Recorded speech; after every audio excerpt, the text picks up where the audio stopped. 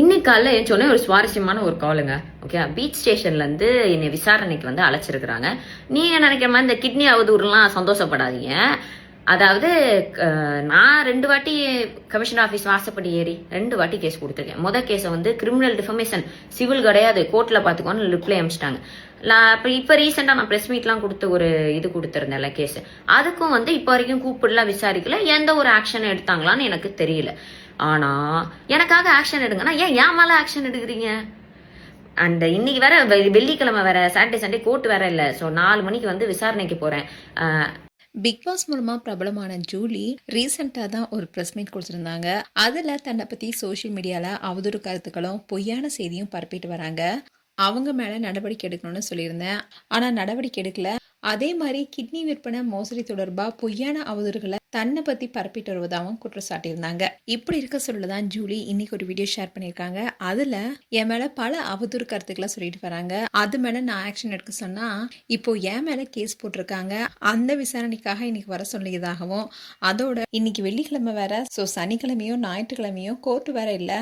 அப்படி இருக்கும்போது எதுக்காக இப்படி கீழ்த்தரமாக நடந்துக்கிறீங்கன்னு ரொம்பவே காட்டமாக ஒரு வீடியோ ஷேர் பண்ணியிருக்காங்க. நான் 2 வாட்டி கமிஷனர் ஆஃபீஸ் வாசப்படி ஏறி 2 வாட்டி கேஸ் கொடுத்துருக்கேன். இப்போ ரீசெண்டாக நான் ப்ரெஸ் மீட்லாம் கொடுத்து ஒரு இது கொடுத்துருந்தேன்ல கேஸ், அதுக்கும் வந்து இப்போ வரைக்கும் கூப்பிடலாம், விசாரிக்கல, எந்த ஒரு ஆக்ஷன் எடுத்தாங்களான்னு எனக்கு தெரியல. ஆனால் என் கேஸை எடுக்கல, பெண்களுக்கு இவர்களால பாதுகாப்பு இல்லைன்னு வல்கர் வாரியர்ஸோட அனில் போட்டோ போட்டு ஒரு கிராஸ் போட்டு பீச்சில் போர்டு பிடிச்சி நின்றுட்டு இருந்தேன்.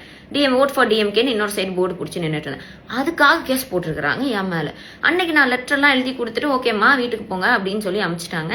ஆனால் இன்னைக்கு கால் பண்ணி அது வந்து கேஸ் போட்டிருக்கோம் அப்படின்னு சொல்லியிருக்காங்க. 4 மணிக்கு விசாரணைக்கு வர சொல்லியிருக்காங்க. விசாரணைக்கு போக போகிறேன்.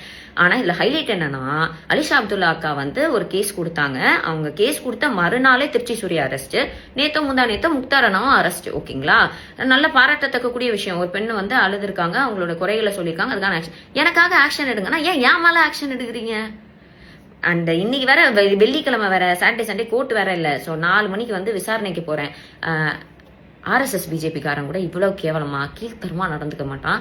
உங்கள் ஆட்சியை நினச்சி உண்மையிலே பயமாக இருக்குது. பெண்கள் யாராச்சும் வந்து டிவிக்கு அகேன்ஸ்டாக கேஸ் கொடுக்க போறீங்கன்னா முன்னாடியே யோசிச்சுக்கோங்க.